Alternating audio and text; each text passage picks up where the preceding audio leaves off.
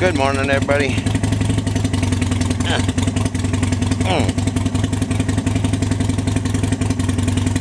This is Rob in Bakersfield on the Sports of 72.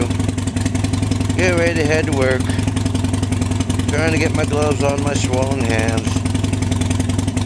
There we go. So I've been thinking about trying something new. You know, I normally just video my week's worth of riding and just upload the lane splitting and the bad merging and if something unusual happens. Good morning, Mr. BPD. I didn't see you with the sun in my eyes. So I guess I will start my stories off with the very first time I got injured. And it was the PSA 182 air disaster in San Diego. That was a jetliner coming into land at San Diego International Airport. PSA 182 is the flight number. Fully loaded. And there was a student pilot with his instructor in a Cessna straight into the flight path of the PSA jetliner, and when he was told to take evasive actions, instead of diving left or right or down, he pulled up right into the path of the jetliner and collided with it.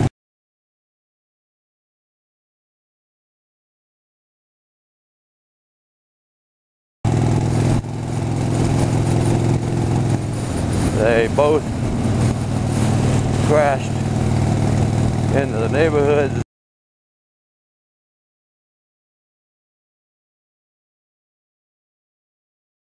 and everybody on board was killed. I was in the academy.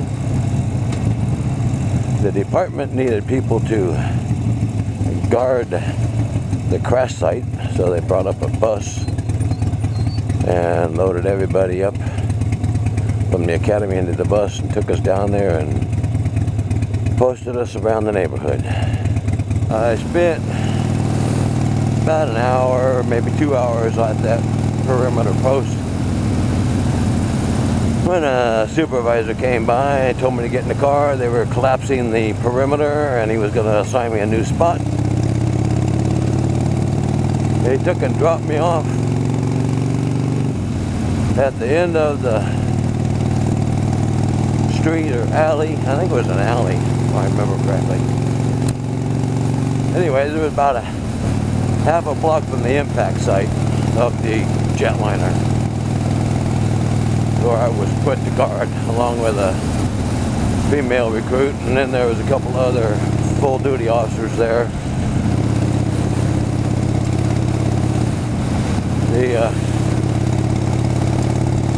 heat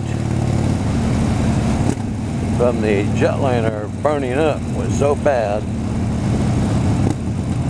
that it, you're not going to leave me enough room, are you? Melted the asphalt of the street. And I did not realize it at the time, but it also was melting the bottom of my shoes and melting my socks to my feet.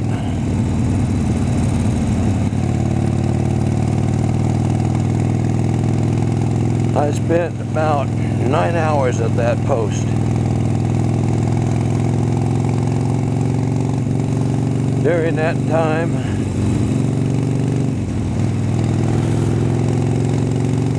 I had the PG&E guy was up on the power poles working on the lines, yelled down to me that there were 4 looters inside the perimeter in the backyard of a house.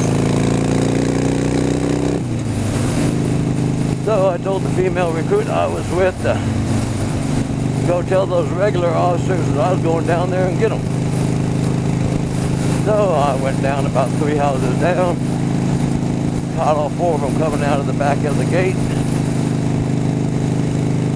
And of course at that time I had no gun, no handcuffs, nothing. Because we'd just been pulled out of the classroom at the academy.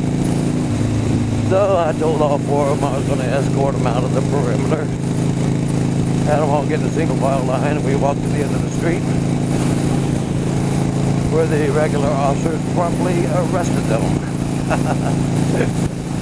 for being inside a restricted area and suspicion of looting. Now that never got reported because the police department and the city officials did not want San Diego to have bad press, so they came out and claimed that there was no looting, there were no arrests, and nobody got injured. Well, that was bullshit, because I know for a fact that those four guys were arrested. I also know for a fact that there was another guy arrested on the other side of the perimeter. They found him with a person's finger in his pocket with a ring on it. And I know I got injured because both my feet got burned. I don't know if anybody else got injured or not.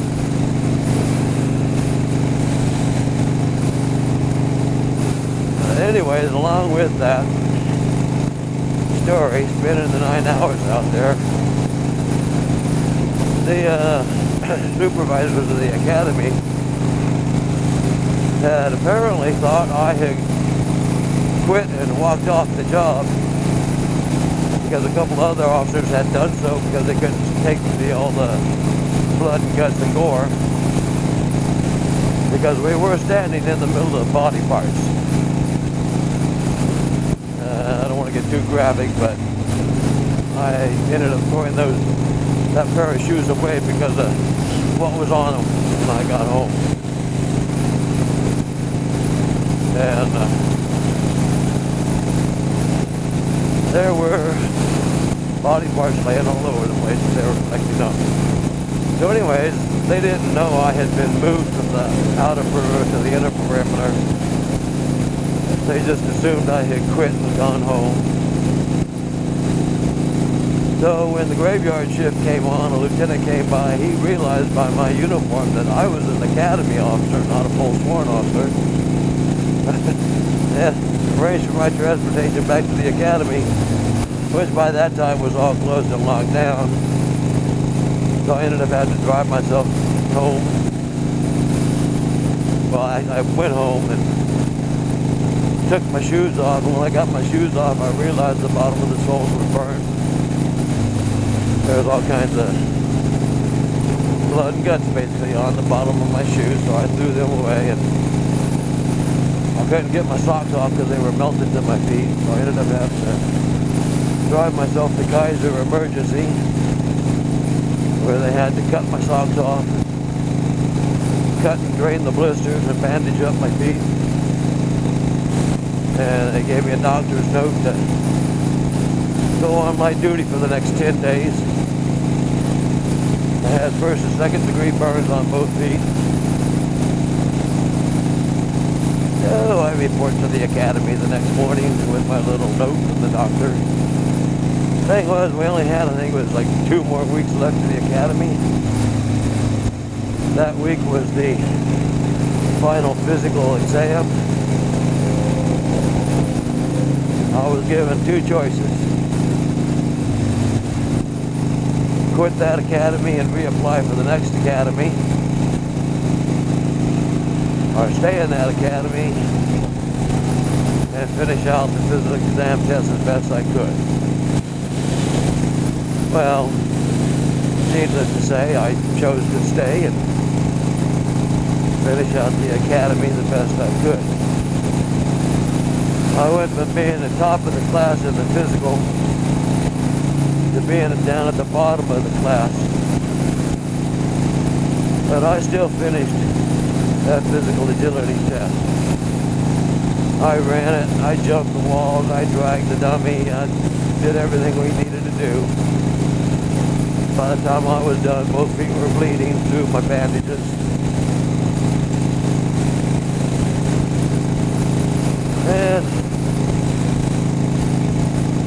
By the time graduation rolled around, I was able to get my feet into a regular pair of oversized shoes instead of having to go to the graduation advantages.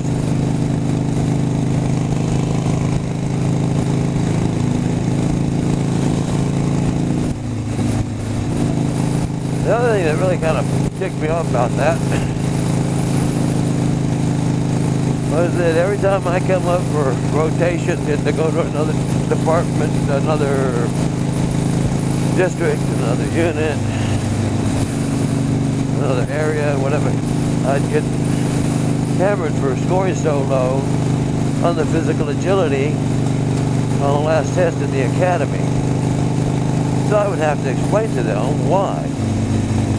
And they wouldn't believe me because there was nothing in the file about it.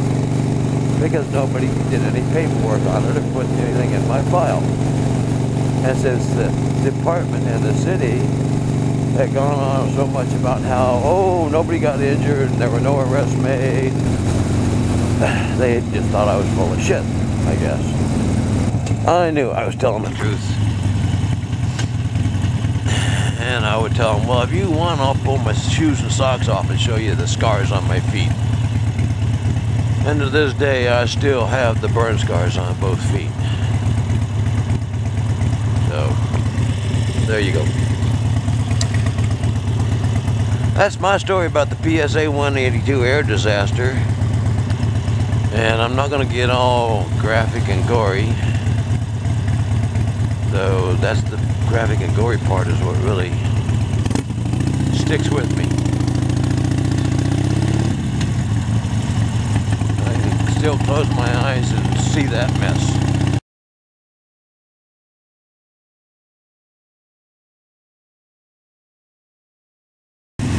Anyways, enough about that. That's it. That's that story about the PSA 182 air disaster and my very first on-the-job injury as a police officer / EMT ambulance driver.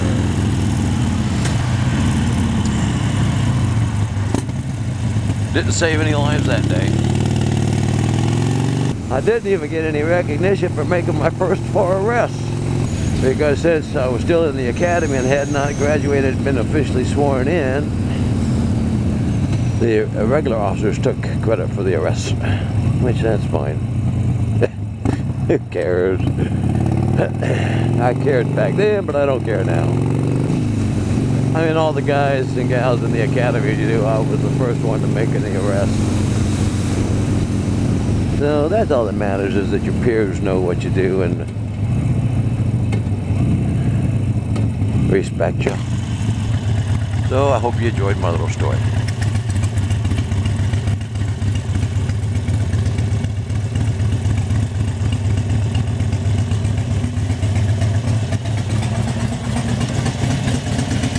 See y'all later.